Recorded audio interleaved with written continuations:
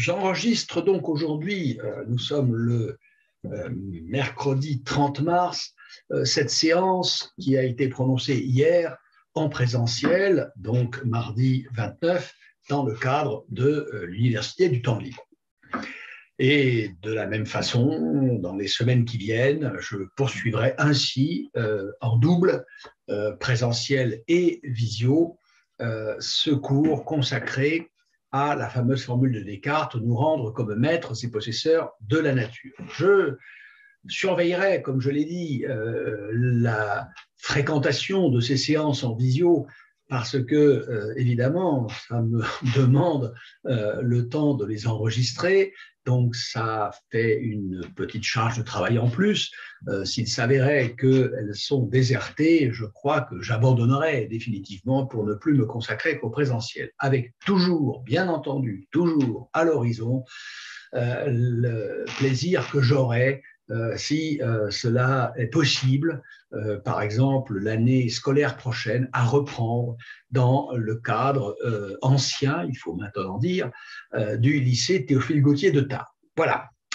Bien, nous avons, lors de la dernière séance, mardi dernier, nous avons commencé d'examiner l'allure que présentait la nature dans cette conception qui surgit au XVIIe siècle avec ce qu'on a appelé la révolution scientifique de l'âge classique et à laquelle, vision de la nature, à laquelle Descartes a amplement, évidemment, contribué.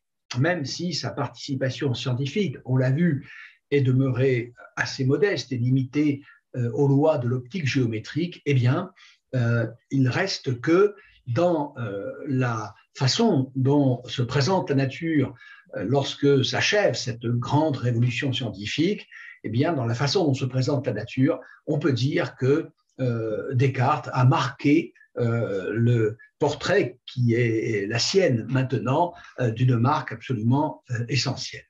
Alors, j'avais commencé par évoquer ces deux points. Premièrement, cette nature nous fait passer d'un monde clos à l'univers infini, à un univers infini. En disant cela, je le rappelle, je fais un clin d'œil au titre de l'ouvrage absolument remarquable et que je ne saurais trop vous recommander de lire, le livre d'Alexandre Coiré, Du monde clos à l'univers infini, édité chez Gallimard et très facilement disponible en collection de poche.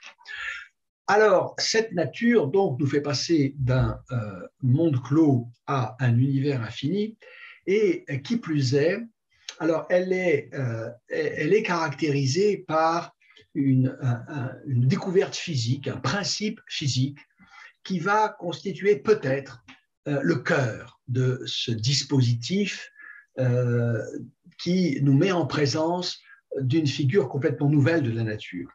Ce principe, c'est le principe d'inertie, ce qu'on appelle en physique, en mécanique, le principe d'inertie.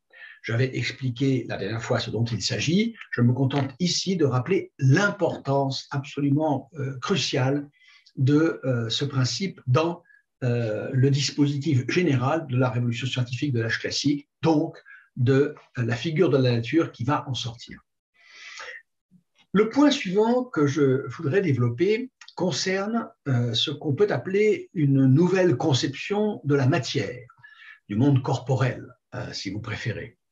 Et cette nouvelle conception repose sur la conviction que pour connaître ce monde matériel, il faut passer par l'outil mathématique, par la langue mathématique qui va s'avérer justement dans ce cas être plus qu'une langue, c'est-à-dire davantage qu'un moyen pour celui qui étudie la nature, le physicien, d'exprimer ses résultats, d'énoncer ses concepts et ses théories, et plus, beaucoup plus qu'un moyen pour les physiciens d'échanger entre eux, de communiquer au sujet de la nature. Et donc, cette nouvelle conception de la matière, elle est caractérisée par une tentative qui réussit, qui très vite, dès cette époque, fait la preuve de sa pertinence, tentative de mathématisation de la nature. Ce qui veut dire que la physique nouvelle principalement celle de Galilée, remporte ses succès en appliquant au phénomène matériel une méthode qu'aucune des physiques anciennes, en particulier la physique d'Aristote, avec laquelle elle rompt de façon la plus spectaculaire, aucune physique ancienne n'avait envisagé d'imposer aux choses naturelles, aux phénomènes naturels. Cette nouvelle physique les soumet à un traitement mathématique. Alors, l'idée d'approcher la nature à travers les mathématiques, à travers des objets mathématiques, par exemple, à travers des concepts géométriques. Cette idée, elle est d'une certaine façon ancienne, puisque d'abord, elle remonte en deçà de Galilée à Copernic, dont l'astronomie est déjà une construction géométrique. Copernic qui avait écrit en tête de son De Revolutionibus Orbium Celestium, des révolutions des orbes célestes, le grand livre de 1543 qui va révolutionner l'astronomie et ouvrir l'ère de l'astronomie moderne, eh bien, en tête de ce livre, Copernic avait inscrit la formule suivante: Mathemata mathematicis scribuntur, ce qui veut dire en latin les choses mathématiques, mais il faut comprendre sans doute d'ailleurs dans mathemata une signification plus large que les mathématiques, une signification qui était déjà celle des Grecs, les savoirs. Eh bien, mathemata, les choses mathématiques, ou plutôt peut-être les savoirs, mathematicis scribuntur, sont écrites pour les mathématiciens, pour ceux, disons, qui, s'ils ne sont pas mathématiciens de profession, ont une formation, ont une préparation mathématique. Donc, il faut déjà remonter à Copernic pour marquer le début de cette mathématisation de la nature. Mais en vérité, cela nous renvoie très en deçà dans l'histoire de cette époque de la Renaissance, 1543, donc des révolutions des orbes célestes, comme je le disais. Cela nous renvoie à la plus haute Antiquité et au tout début de la philosophie grecque, parce que l'idée que la mathématique puisse être la voie pertinente pour comprendre, pour connaître la nature, c'était déjà l'idée au 6e, 5e siècle avant Jésus-Christ de quelques-uns, dont le fameux Pythagore, dont nous ne savons pas grand-chose, pour autant dire presque rien, mais dont la conception, je dirais, métaphysique de la réalité physique s'énonçait dans cette formule: tout est nombre, tout est nombre. Pythagore est celui pour qui donc tout est de la nature des nombres et tout, par conséquent, doit se comprendre par et dans la langue des nombres. C'est une intuition dont la légende, car au sujet de Pythagore, nous n'avons guère que cela comme source de connaissance, c'est une intuition dont la légende nous dit que Pythagore l'aurait trouvée en entendant des forgerons frapper de leur marteau sur des barres métalliques de longueurs différentes ou sur des cordes, parce que bien sûr, cette idée que le son est dans un rapport ordonné, mathématique, à la longueur d'un objet qui peut vibrer, eh bien, évidemment, cela est directement lié aux différences de niveau entre les notes en musique.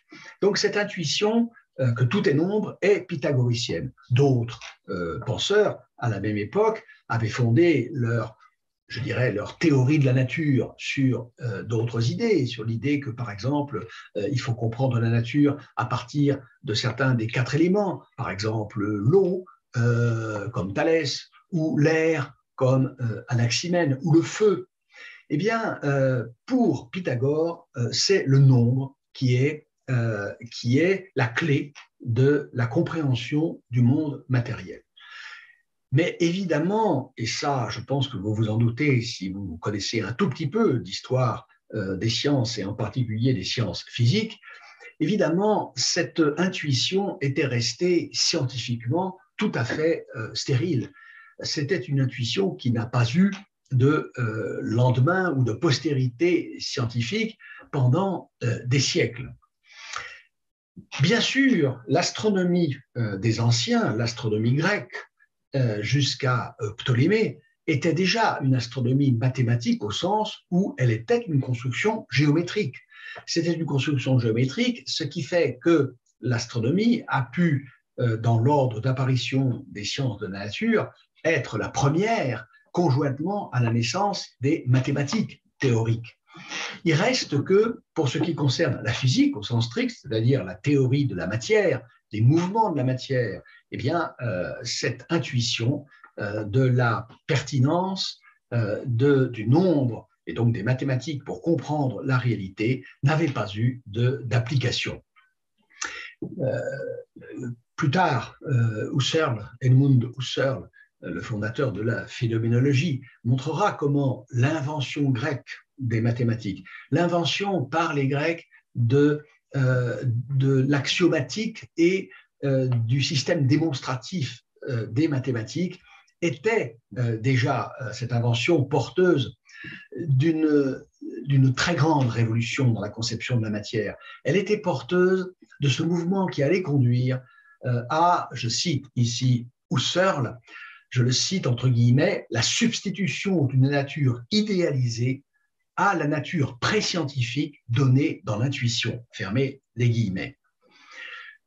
La substitution d'une nature idéalisée à la nature pré-scientifique donnée dans l'intuition, cela signifie que l'intuition que nous avons, si vous voulez, on pourrait dire le regard que nous portons sur la nature, intuition vient d'un verbe latin intuere qui signifie voir.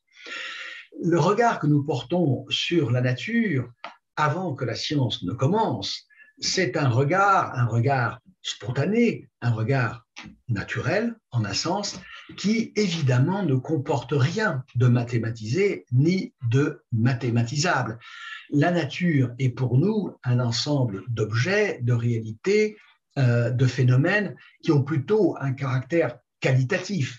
S'ils ont un caractère quantitatif, c'est de façon très grossière, et même si nous envisageons la possibilité de mesurer certains aspects de cette réalité que nous appelons la nature, eh bien, cette possibilité de mesurer ne débouche pas immédiatement, intuitivement, on va dire, sur le projet de faire des mathématiques l'outil privilégié pour comprendre la nature. Eh bien, c'est ce qui va se produire avec la révolution scientifique, dont sans doute l'un des ressorts principaux est cette fois-ci la conviction qu'en effet, la nature n'est connaissable, n'est compréhensible que sous condition d'être, comme le dit Husserl, idéalisée, c'est-à-dire comprise à travers ce qu'on appellera plus tard, après Husserl même, des idéalités, c'est-à-dire des êtres, des choses, des objets mathématiques, qui ont le caractère, non pas de la matérialité, de la corporéité, mais le caractère de l'idéalité. Ce sont des idées, ce sont des abstraits, si vous voulez. Alors, le premier à avoir en astronomie appliqué avec succès ce traitement mathématique à la réalité, après les astronomes anciens, ce sera à l'époque moderne Kepler, avec la découverte des lois de la rotation des planètes autour du Soleil, donc la découverte des mouvements des corps célestes. Eh bien, cette je dirais, aptitude de la nature à être comprise à travers les mathématiques, Galilée va l'étendre à la physique générale des phénomènes terrestres. Des phénomènes terrestres, des phénomènes que nous pouvons observer autour de nous. Ces phénomènes seront la chute libre, les mouvements des projectiles, les oscillations du pendule, par exemple.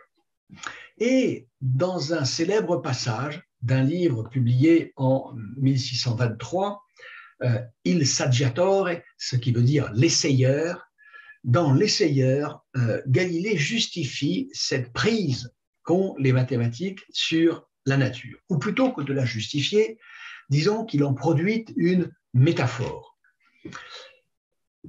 Je vais lire ce passage de l'essayeur. La philosophie est écrite Alors, entendez par philosophie, évidemment, l'ensemble du savoir. Il faut entendre ici par philosophie ce que dit l'image de l'arbre cartésien.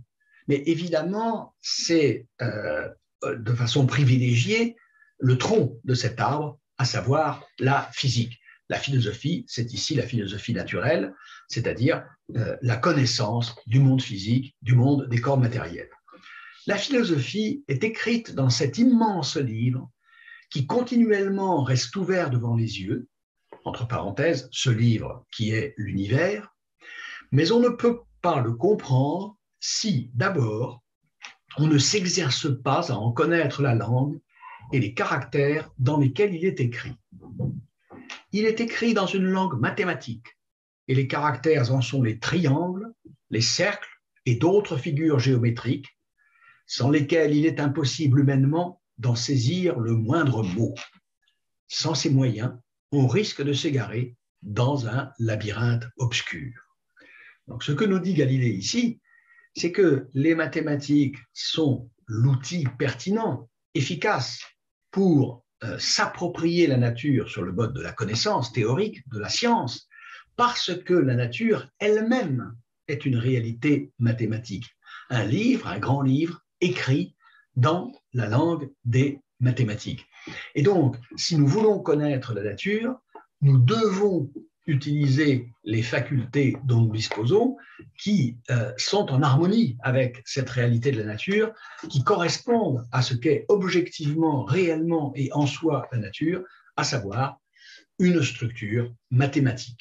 Ça, c'est la grande, on va dire, intuition de Galilée, qui sans doute n'aurait pas suffi à faire de lui l'un des tout plus grands physiciens de l'histoire de cette science, en tout cas le premier dans l'histoire de la physique scientifique, si à cette intuition de la mathématisation de la nature, il n'avait ajouté un remarquable, un immense génie expérimental. Galilée est un expérimentateur de premier ordre. Vous pouvez vous en rendre compte d'ailleurs en lisant au moins l'un des deux très grands textes qui ont fait sa notoriété scientifique, je veux dire le dialogue sur les deux grands systèmes du monde.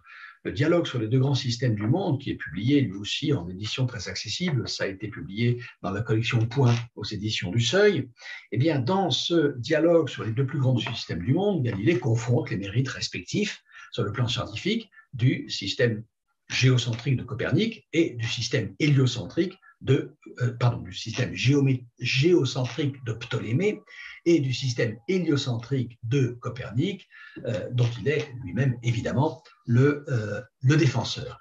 Il fait donc dialoguer trois personnages dans ce dialogue, trois personnages qui se partagent un certain nombre d'arguments, d'objections, de questions, d'interrogations, au cours desquels va se trouver validé le point de vue de Copernic. Eh bien, en lisant ce texte, vous mesurerez l'ingéniosité, l'inventivité de Galilée en matière de procédés techniques visant à expérimenter sur la réalité. Vous feriez le même constat et la même expérience en lisant l'autre des deux grands textes qui ont consacré Galilée comme l'un des plus grands physiciens de tous les temps, à savoir les discours concernant deux sciences nouvelles. Les discours concernant deux sciences nouvelles ont été écrits à la toute fin de la vie de Galilée, après la condamnation de 1633, après le procès. Galilée, étant en résidence surveillée, avait continué d'accomplir ses travaux. On n'en empêchait pas. Hein. C'était une résidence surveillée au régime assez, on va dire, tolérant, libéral. Il pouvait, comme il le voulait, continuer ses expériences, à condition qu'il ne clame pas sur les doigts que la Terre était en mouvement.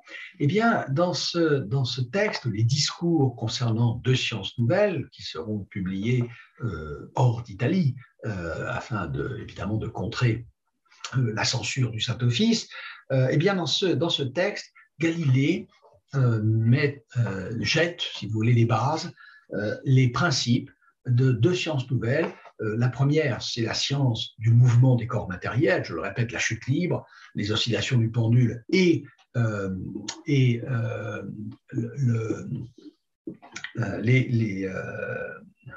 le troisième, chute libre, oscillation du pendule et les projectiles, et le mouvement des projectiles.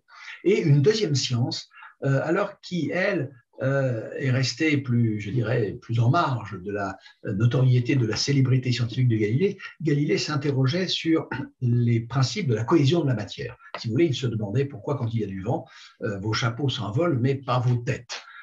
Qu'est-ce qui fait que la matière tient comme une réalité cohérente. Voilà ce que sont les deux sciences nouvelles. Alors ce texte est un texte évidemment remarquable et d'un intérêt scientifique de tout premier ordre, mais il est beaucoup plus difficile que le précédent, que les dialogues sur les deux grands systèmes du monde. Il est plus abstrait, il est plus mathématisé en particulier, et donc d'accès plus difficile.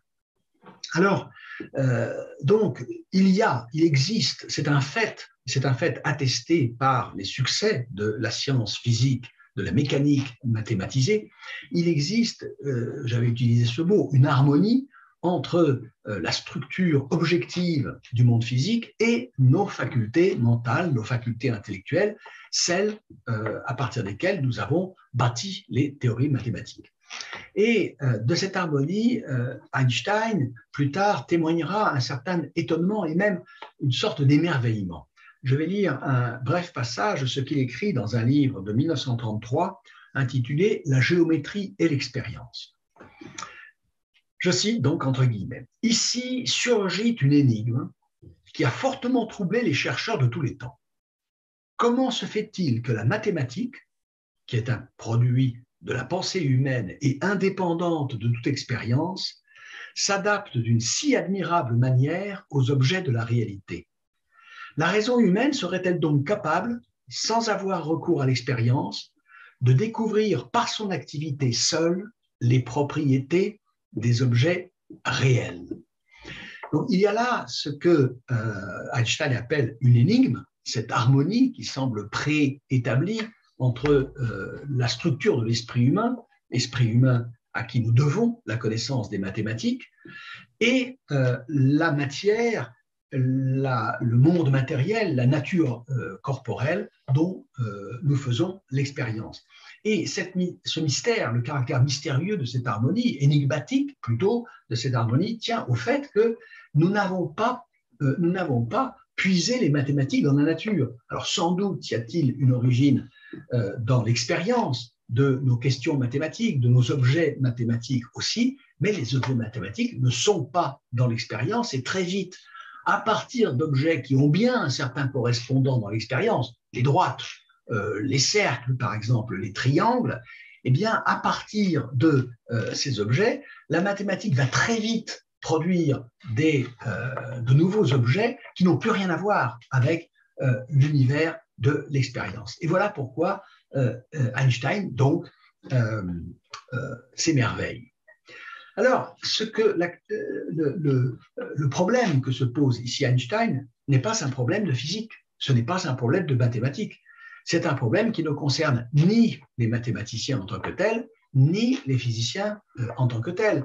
Les mathématiciens construisent leur théorie mathématique sans s'occuper de savoir à quoi elle pourrait bien s'appliquer dans la réalité physique, même s'il peut arriver que le travail des mathématiciens soit effectué sur commande à partir de demandes, de besoins de la science physique, comme ça a été le cas par exemple avec l'invention par Newton du calcul infinitésimal. Le calcul infinitésimal, différentiel et intégral, a été inventé conjointement par Isaac Newton et par Leibniz. Il y a d'ailleurs eu une petite querelle de priorité entre les deux. On peut dire que Newton a inventé le principe du calcul infinitésimal, tandis que Leibniz nous a légué les notations que nous utilisons pour ce calcul. Mais Leibniz-Newton, comme mathématiciens et comme physiciens, n'ont pas besoin de se poser le problème métaphysique de la correspondance des mathématiques avec la réalité matérielle. Qu'il s'agisse de développer la physique, qu'il s'agisse de faire progresser les mathématiques, la convergence des deux domaines est un problème qui ne concerne ni l'une ni l'autre de ces deux sciences. C'est un problème philosophique et c'est même un problème qu'on peut qualifier, même si je n'expliciterai pas ici ce terme, c'est un problème qu'on peut qualifier de métaphysique. si vous préférez, ce problème peut s'énoncer de la façon suivante. Comment se fait-il que la réalité soit intelligible? C'est Einstein lui-même qui formulait cette énigme ainsi. Je cite cette petite phrase assez célèbre d'Einstein: « Ce qui est incompréhensible, c'est que le monde soit compréhensible. » Ce qui est incompréhensible, c'est que le monde soit compréhensible. Attention, incompréhensible ici ne veut pas dire que c'est douteux. Einstein est absolument convaincu, il est le mieux placé pour savoir qu'en effet, l'outil mathématique est pertinent, efficace, efficient pour comprendre le monde physique. Ce que veut dire Einstein, c'est que nous n'avons pas de compréhension rationnelle du fondement de la rationalité du réel. Cette rationalité du réel et cette rationalité mathématique, l'intelligibilité mathématique du réel, est suffisamment attestée par les succès de la science. La science avance, la science progresse. Elle progresse, cela veut dire qu'elle en sait de plus en plus et que ce qu'elle sait fait l'objet d'un accord, au moins, je dirais, fondamental pour certaines bases essentielles, de la part des physiciens eux-mêmes. Il y a des discussions, il y a des débats, il y a des controverses, c'est évident, dans la science, mais ces débats, ces discussions, ces controverses ne sont possibles que sur la base d'un accord minimal sur un certain nombre d'acquis qui sont considérés comme des vérités connues. Et donc, la science, je dirais, a toutes les raisons d'avoir suffisamment confiance en elle-même du fait de ses propres progrès, dont il ne faut pas oublier qu'ils se traduisent, ces progrès, directement dans des applications techniques efficaces. Si notre astronomie et notre physique mathématisée, et aujourd'hui très profondément mathématisée, nous permettent d'envoyer aux confins du système solaire des sondes interplanétaires que nous sommes capables de faire passer avec une très grande précision là où nous le voulons, c'est que cette science a tout de même des fondements solides. De la même façon, si nous pouvons poser une sonde sur une comète, comme on l'a fait encore récemment, c'est que notre science tient debout. Et donc, nous n'avons pas la nécessité, nous n'éprouvons pas le besoin de comprendre pourquoi il est possible qu'elle tienne debout en tant que cette science est mathématique. Ce dont la physique est convaincue, c'est que les mathématiques sont beaucoup plus qu'un langage dans lequel il serait commode pour les physiciens de parler de la réalité. Ils voient dans la structuration mathématique de la réalité quelque chose qui concerne la réalité telle qu'elle est bien en soi. Au fond, le problème du fondement de la connaissance peut se présenter à l'aide d'une image. Nous sommes devant une immense machine, le monde, dans lequel nous cherchons à pénétrer afin d'en comprendre le fonctionnement de l'intérieur, comme on le ferait par exemple d'une grande horloge. Et l'entrée de cette machine est protégée par une porte qui est fermée avec une serrure et dont nous avons une clé. Une clé ouvre cette porte qui est la science mathématique. Bien sûr, la clé comporte aussi une part attachée à nos facultés sensorielles. Nous n'aurions pas accès à la réalité du monde si nous étions privés de nos 5 sens. Mais il s'avère que ce que nous apprennent les sens de la réalité du monde est souvent voué à être démenti, à être réfuté ultérieurement, alors que la science physique mathématisée semble offrir une base beaucoup plus sûre, beaucoup plus fiable à notre connaissance de la réalité. Lorsque nous mettons dans la serrure de cette porte qui nous ouvre la connaissance du monde, eh bien, lorsque nous mettons dans la serrure de cette porte qui nous ouvre la connaissance du monde, la clé mathématique, eh bien, la clé tourne, ça marche et la porte s'ouvre. Comment se fait-il que la clé que nous avons fabriquée nous-mêmes soit ainsi adaptée à la serrure d'une porte, d'une machine que nous n'avons pas, nous, fabriquée? Alors, ce problème est un problème, je le disais, métaphysique. Je ne veux pas l'examiner ici. Métaphysique parce que ce n'est pas un problème auquel la physique peut répondre. Pour répondre à cette question, il faudrait aller, s'il est possible d'y répondre, ce qui n'est pas certain, il faudrait aller au-delà de la connaissance physique. C'est ainsi qu'on peut traduire méta, même si en grec méta veut dire en fait après et non pas au-delà. C'est en général comme ça qu'on traduit le mot métaphysique. Et métaphysique, une connaissance qui nous conduit au-delà des choses de la nature, de la physis, puisque c'est ce mot qu'on traduit du grec par le français nature. Donc c'est un problème métaphysique dont Galilée et Einstein ne se sont jamais préoccupés d'en faire l'objet de leurs investigations. Ils sont physiciens, l'un et l'autre, et sans doute sont-ils déjà beaucoup trop occupés par leurs questions de physique, par leur travail du physicien, par leurs expériences physiques, pour s'adonner en plus, par surcroît, à une recherche d'une nature métaphysique.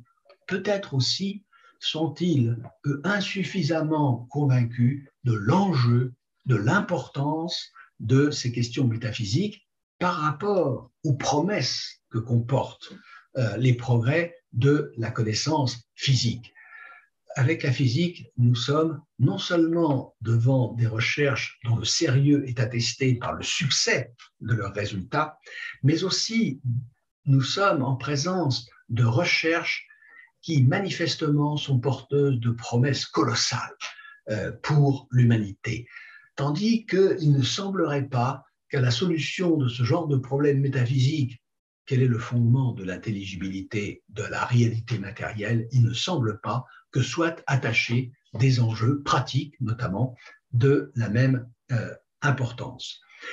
Alors, pour Galilée, pour Einstein, qui sont des physiciens, au fond, il importe probablement assez peu que nous soyons assurés de la compréhension des fondements même de l'intelligibilité du monde.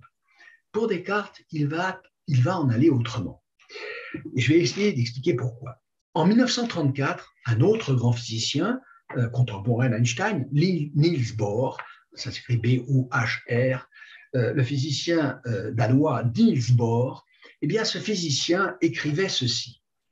Il est erroné de penser que l'objet de la physique est de découvrir comment la nature est, et il souligne le verbe être. La physique se rapporte à ce que nous pouvons dire à propos de la nature. Je répète cette citation qui est tirée de la théorie atomique et la description de la nature. La théorie atomique et la description de la nature. 1934. Nous sommes à 1 an de l'ouvrage de Einstein dont j'avais tiré la citation précédente. Je répète cette citation de Niels Bohr. Il est erroné de penser que l'objet de la physique est de découvrir comment la nature est. La physique se rapporte à ce que nous pouvons dire à propos de la nature. Ça, Bohr ne considère pas que ce soit très grave. Ce n'est pas gênant. La physique avance, la physique marche, elle produit des applications techniques. Nous n'avons pas à nous préoccuper outre mesure de la question de savoir si la science physique, qui est une production humaine, nous livre les secrets de ce que la nature est en elle-même. Pour Descartes, il n'en va pas de même. Descartes est convaincu qu'il faut descendre vers les racines de l'arbre, qu'il faut fonder la connaissance physique et l'enraciner dans une métaphysique, précisément pour s'assurer que cette science physique n'est pas une science hors sol qui flotte comme ça en l'air et qui peut se contenter de ses succès théoriques et de ses succès techniques. Il est important de s'assurer des fondements métaphysiques de cette science. Pourquoi ? Parce que à cette science sont, je dirais, suspendues trop de promesses. De cette science dépendent trop de promesses concernant le futur de l'humanité, notamment des promesses techniques, des promesses médicales, par exemple, et pour Descartes aussi, des promesses morales, c'est la troisième branche de l'arbre. Si nous voulons cueillir les fruits de l'arbre de la philosophie, c'est-à-dire de la connaissance, il faut non seulement que le tronc soit solide, et nous constatons qu'il l'est, puisque la science physique est efficace, mais non seulement il faut que le tronc soit solide, Mais il faut que nous sachions pourquoi il l'est. Il faut que nous sachions pourquoi la science n'est pas une production humaine qui risque un jour d'être renversée ou dont les résultats risquent d'être mis en doute, dont les résultats risquent d'être compromis.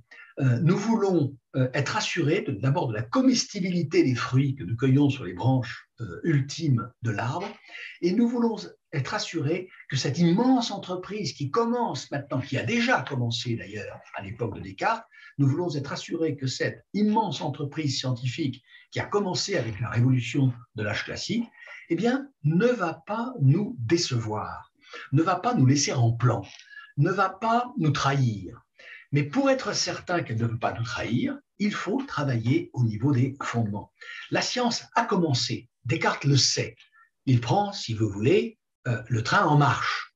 Elle a commencé avec Copernic, elle a commencé avec Galilée, elle continue avec lui, puisqu'il travaille aussi en mathématicien et en physicien, mais lui, alors, adopte un point de vue et une posture alors philosophique, cette fois-ci au sens que nous donnons aujourd'hui à ce terme, c'est-à-dire qu'il va réfléchir sur des questions que la science est en train de commencer à abandonner à l'époque où Descartes travaille. Il va s'intéresser à la question des fondements. De même que les branches de l'arbre renvoyaient à la question des finalités, les racines renvoient à la question des fondements.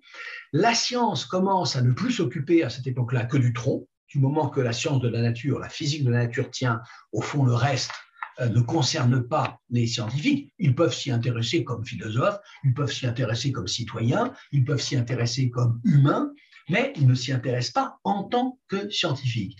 Eh bien, Descartes, lui, continue d'appartenir, si vous voulez, au monde ancien, en ce que le travail de la connaissance, qu'il appelle philosophie, ne peut pas laisser tomber la question des finalités, les branches de l'arbre et les fruits qu'on va y cueillir, ne peut pas laisser tomber les racines. Il faut remonter au fondement de la connaissance pour s'assurer une bonne fois pour toutes que ça tient.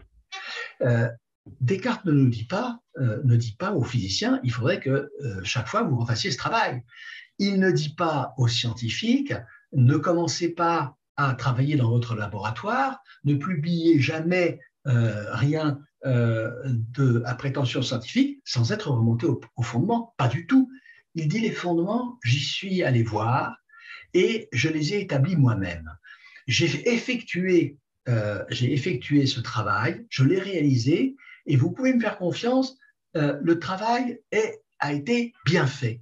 Les fondations sont solides. Ce travail, Descartes nous décourage même de nous y engager nous-mêmes. Il nous dit, vous savez, c'est un travail d'abord difficile, qui n'est pas à la portée du premier venu et dans lequel vous risqueriez de vous perdre, ce qui serait du temps perdu, vous n'utiliseriez pas vos facultés, vous n'utiliseriez pas vos capacités à faire progresser la science elle-même. Eh bien, vous êtes au travail, les scientifiques, eh bien, restez-y, restez dans vos laboratoires, restez dans vos publications scientifiques, travaillez entre vous, discutez de science. Les fondements, ils sont assurés. Je montrerai dans la deuxième partie de cette séance, aujourd'hui même, pourquoi et comment ils ont été assurés. Mais il importait de les établir.